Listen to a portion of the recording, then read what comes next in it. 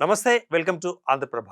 ప్రస్తుతం తెలంగాణ కాంగ్రెస్లో కొండా సురేఖ కుటుంబం చుట్టూ జరుగుతున్న పరిణామాలు చూస్తూ ఉంటే ఇది కేవలం కూతురు సుస్మిత చేసిన వ్యాఖ్యల వివాదంగా మాత్రమే చూడలేము.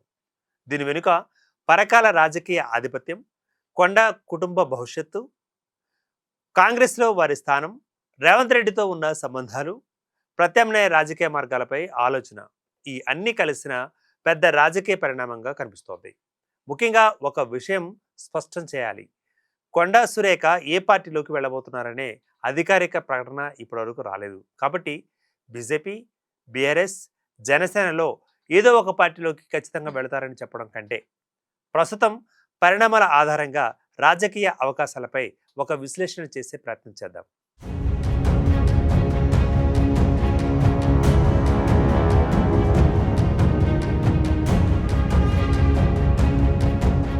కొండా సురేఖ రాజకీయ ప్రయాణం చూస్తూ ఉంటే పార్టీ మార్పులు ఆమెకు కొత్త కాదు అనిపిస్తోంది.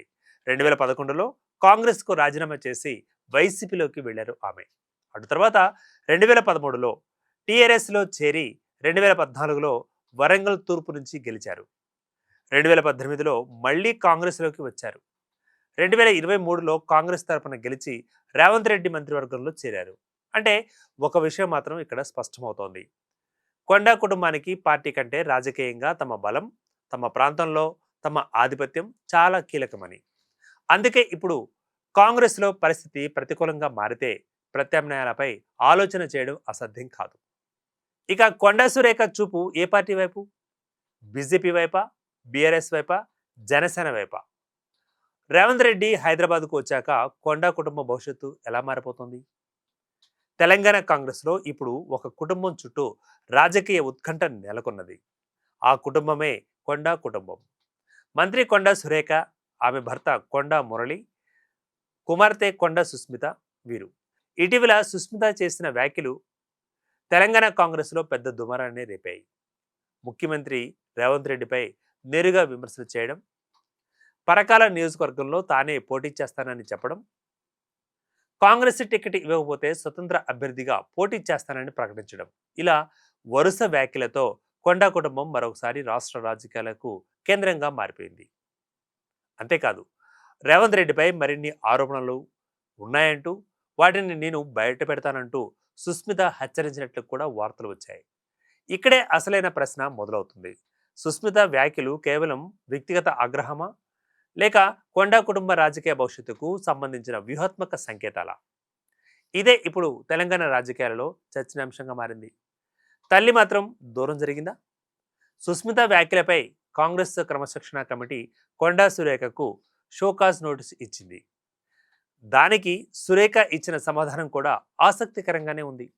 తన కుమార్తె చేసిన వ్యాఖ్యలతో తనకు సంబంధం లేదు అంటూ, అవి ఆమె వ్యక్తిగత అభిప్రాయాలని, తాను వాటికి బాధ్యురాలని కాదని సురేఖ స్పష్టం చేసింది.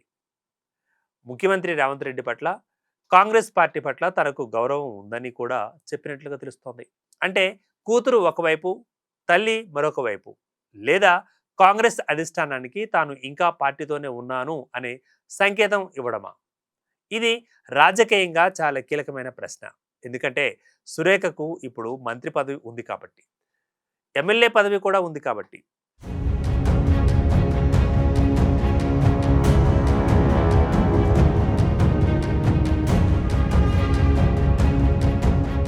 కాంగ్రెస్లో అధికార స్థానం ఉంది. అలాంటి సమయంలో కుమార్తె వ్యాఖ్యలకు తాను పూర్తిగా మద్దతు ఇస్తున్నట్లు కనిపిస్తే అది నేరుగా రేవంత్ ప్రభుత్వంతో ఢీకొన్నట్టే. అందుకే సురేఖ జాగ్రత్తగా వ్యవహరిస్తున్నారనే విశ్లేషణకు అవకాశం ఉంది ఇక్కడ. కానీ సమస్య ఇక్కడితో ముగిసిందా? అసలు లేదు, ఇంకా పెరుగుతోంది. ఎందుకంటే కాంగ్రెస్లోని కొంతమంది ఎమ్మెల్యేలు ఇప్పటికే కొండా సురేఖను మంత్రివర్గం నుంచి బర్తరఫ్ చేయాలని డిమాండ్ చేసినట్లుగా వార్తలు వచ్చాయి. ఇది చిన్న విషయం కాదు కదా.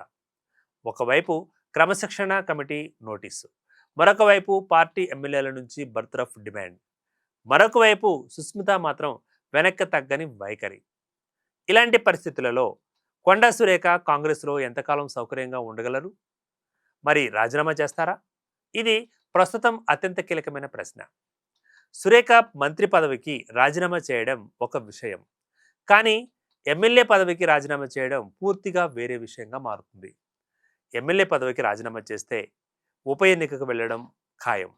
అంటే అది రేవంత్ రెడ్డికి కూడా, కొండా కుటుంబానికి కూడా నేరుగా రాజకీయ పరీక్షగా మారింది పరిస్థితి. అయితే ప్రస్తుతం అందుబాటులో ఉన్న సమాచారం ప్రకారం సురేఖ ఎమ్మెల్యే పదవికి రాజీనామా చేయబోతున్నట్లు అధికారిక ప్రకటన అయితే లేదు. అందువల్ల ఇప్పుడే ఆమె రాజీనామా చేస్తారని చెప్పడం కంటే, ఒత్తిడి పెరిగితే రాజీనామా అనే అస్త్రాన్ని రాజకీయంగా ఉపయోగించుకునే ఛాన్స్ ఉంది. దీన్ని మాత్రమే మనం పరిశీలనలో తీసుకోవాలి. ఇప్పుడు ఒకవేళ రాజీనామా చేస్తే, ఊహించుకుందాం, సురేఖ కాంగ్రెస్కు రాజీనామా చేశారు, ఎమ్మెల్యే పదవికి కూడా రాజీనామా చేశారు. అప్పుడు ఉప ఎన్నిక వస్తుంది. అది సాధారణ ఎన్నిక కాదు. అది రేవంత్ రెడ్డి వర్సెస్ కొండా కుటుంబం అనే రాజకీయ పోరుగా మారే ఛాన్స్ ఉంది. అక్కడ కొండా కుటుంబం గెలిస్తే రేవంత్ ప్రభుత్వానికి అతిపెద్ద రాజకీయ దెబ్బ తగులుతుంది అని చెప్పుకోవాలి. అదే సమయంలో సురేఖ ఓడిపోతే కొండా కుటుంబం రాజకీయ బలం తగ్గిపోయిందనే సంకేతం వెళుతుంది. అందుకే ఎమ్మెల్యే పదవికి రాజీనామా అనేది కొండా కుటుంబం కూడా అంత తేలిగ్గా తీసుకునే నిర్ణయం కాదు. మరి బీఆర్ఎస్ వైపు వెళ్తారామే? ఇది కూడా చర్చలో ఉన్న ప్రధానమైన కోణం. ఎందుకంటే కొండా సురేఖకు బీఆర్ఎస్తో గత అనుబంధం ఉండనే ఉంది. 2014లో టీఆర్ఎస్ తరపున వరంగల్ తూర్పు నుంచి గెలిచిన సురేఖ అటు తర్వాత కేసీఆర్తో విభేదించి 2018లో కాంగ్రెస్లోకి తిరిగి వచ్చారు. కాబట్టి బీఆర్ఎస్ ఆమెకు పూర్తిగా కొత్త రాజకీయ గమ్యం కాదు. అయితే ఇక్కడ ఒక పెద్ద సమస్య ఉంది. ఒకప్పుడు బీఆర్ఎస్ను వీడి కాంగ్రెస్లోకి వచ్చిన సురేఖ ఇప్పుడు మళ్ళీ అదే బీఆర్ఎస్లోకి వెళితే ప్రజలలో ఎలాంటి రాజకీయ సందేశం వెళుతుంది? అదే సమయంలో బీఆర్ఎస్లో ఆమెకు ఎంత స్థలం ఉంటుంది? ఇక్కడ స్థలం అంటే స్పేస్. కేసీఆర్తో పాత విభేదాలు పూర్తిగా సమసిపోయాయా? కేటీఆర్తో రాజకీయ సమన్వయం ఎలా ఉంటుంది? ఈ ప్రశ్నలకు సమాధానాలు లేకుండా బీఆర్ఎస్లోకి వెళ్ళడం అంత సులభం కాదు సురేఖకు.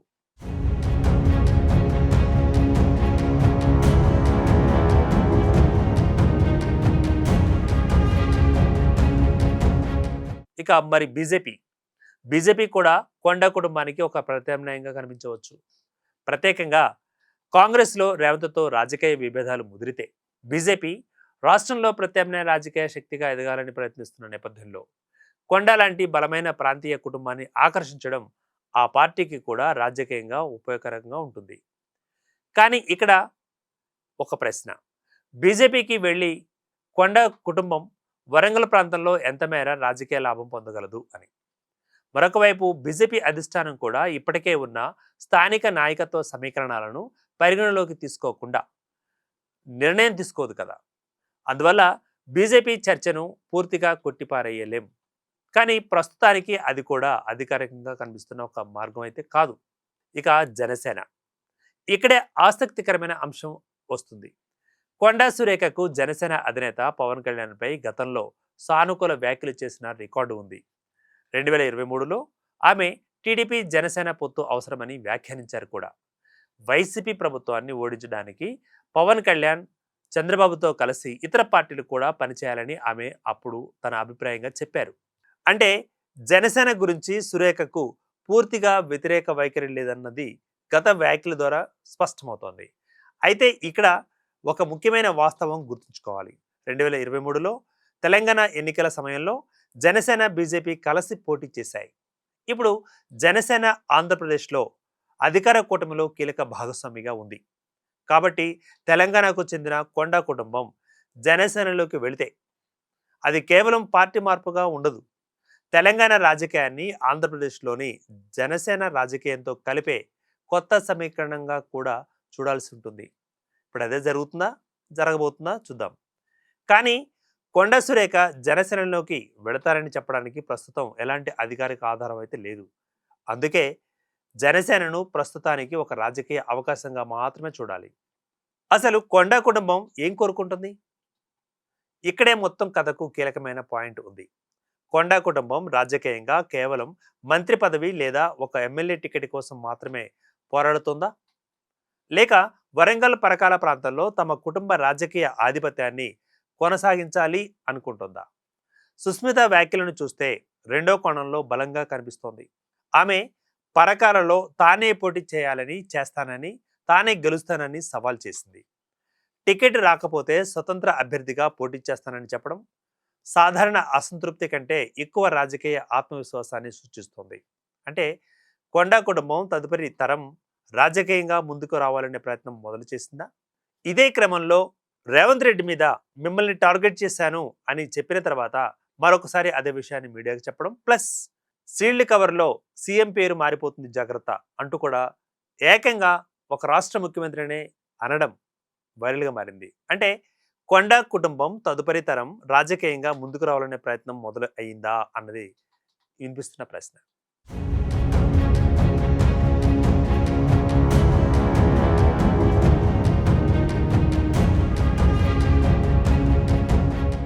రేవంత్ రెడ్డి లండన్ నుంచి తిరిగి వచ్చాక ఏం జరుగుతుంది? ఇదే ఇప్పుడు అందరి చూపు ఉన్న అంశం. రేవంత్ రెడ్డి ప్రస్తుతం లండన్ పర్యటనలో ఉన్నట్లుగా తెలుస్తోంది. అమెరికా పర్యటనకు కేంద్రం ప్రభుత్వం అనుమతి ఇవ్వకపోవడంతో ఆ టూర్ కాస్త రద్దయిందట. ఆయన లండన్ నుంచి నేరుగా హైదరాబాద్కు తిరిగి రావాల్సి ఉంది. ఆగస్టు 23న హైదరాబాద్ చేరుకునే అవకాశం ఉందని తాజా నివేదికలు చెబుతున్నమాట. అంటే రేవంత్ హైదరాబాద్కు వచ్చిన వెంటనే కొండా ఎపిసోడ్ ఆయన ముందున్న ముఖ్యమైన అంతర్గత రాజకీయ సమస్యలలో ఒకటిగా మారే ఛాన్స్ ఉంది. అప్పుడు 3 పరిణామాలు చోటు చేసుకుంటాయి. మొదటిది రాజీ యత్నం.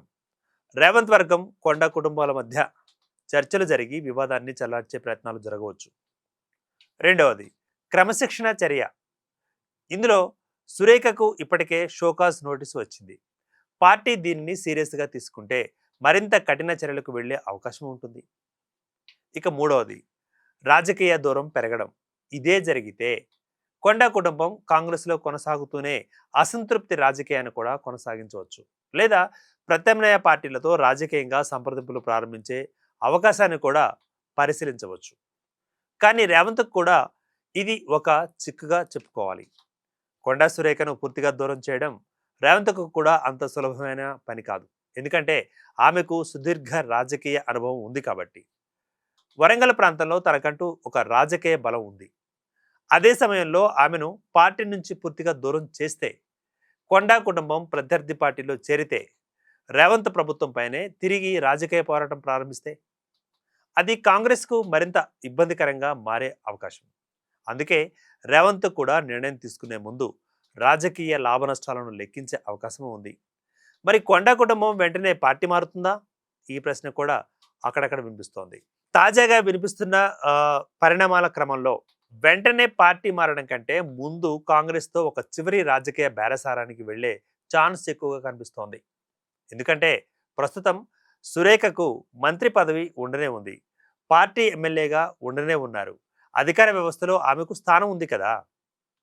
ఇలాంటి సమయంలో ఒక్కసారిగా బయటకు రావడం అంటే ఉన్న రాజకీయ ప్రయోజనాలను అన్నింటినీ వదులుకోవడమే.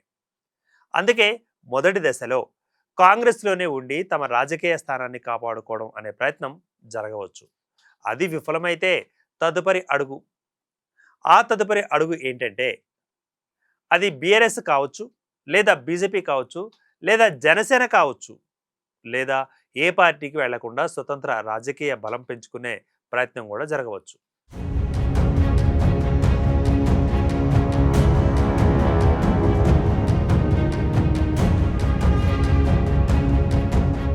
ఈ 3 పార్టీలలో ఒక్కోదానికి ఒక్కొక్క లెక్క ఉంది. బీఆర్ఎస్ పాత సంబంధం బీఆర్ఎస్తో ఉంది, కానీ వ్యక్తిగత విభేదాలు అడ్డంకుగా మారవచ్చు. బీజేపీ ప్రత్యామ్నాయ రాజకీయ వేదిక బీజేపీ ప్రత్యామ్నాయ రాజకీయ వేదిక బీజేపీయే, కానీ స్థానిక సమీకరణాలు కీలకంగా మారనున్నాయి. ఇక జనసేన పవన్పై గతంలో సానుకూల వ్యాఖ్యలు చేసిన అనుభవం ఉంది కాబట్టి తెలంగాణలో పార్టీ బలం, కుటుంబానికి దాని ద్వారా లభించే రాజకీయ ప్రయోజనం ఎంత అన్నది ఇక్కడ ప్రశ్న. ఇక సుస్మిత భవిష్యత్తు కూడా ఇక్కడే కీలకంగా చెప్పుకోవచ్చు. ఇప్పటి వివాదంలో మరొక ముఖ్యమైన అంశం సుస్మిత రాజకీయ ఎంట్రీ. ఆమె ఇప్పటికే పరకాలపై తన రాజకీయ హక్కును బలంగా ప్రకటించేసింది.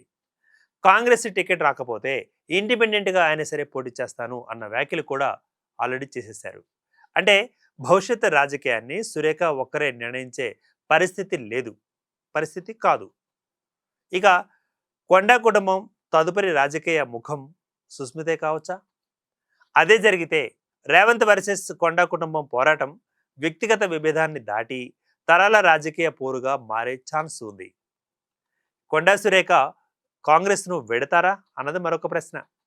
ప్రస్తుత పరిస్థితుల్లో ఖచ్చితంగా చెప్పలేం. కానీ ఒక విషయం మాత్రం స్పష్టంగా కనిపిస్తోంది. అదేంటంటే కొండా కుటుంబం కాంగ్రెస్లో అసౌకర్యంగా ఉంది. కాంగ్రెస్ మాత్రం క్రమశిక్షణ విషయంలో వెనక్కి తగ్గే పరిస్థితిలో లేదు. రేవంత్ రెడ్డి కూడా తన నాయకత్వాన్ని సవాలు చేసే స్వరాలను నిర్లక్ష్యం చేసే స్థితిలో కూడా లేరు. అందుకే రేవంత్ హైదరాబాద్కు తిరిగి వచ్చిన తర్వాత జరిగే చర్చలు అత్యంత కీలకంగా మారనున్నాయి. ఒకవేళ రాజీ కుదిరితే కొండా కుటుంబం కాంగ్రెస్లోనే కొనసాగే అవకాశం ఉంది. రాజీ కుదరకపోతే తెలంగాణ రాజకీయాలలో మరొక పార్టీ మార్పు అధ్యాయం మొదలయ్యే ఛాన్స్ ఉంది. కానీ ఆ అధ్యాయం బీఆర్ఎస్తోనా, బీజేపీతోనా, లేక పవన్ కళ్యాణ్ నాయకత్వంలోని జనసేనతోనా? ఇప్పుడే ఈ ప్రశ్నలకు సమాధానం చెప్పడం తొందరపాటే అవుతుంది.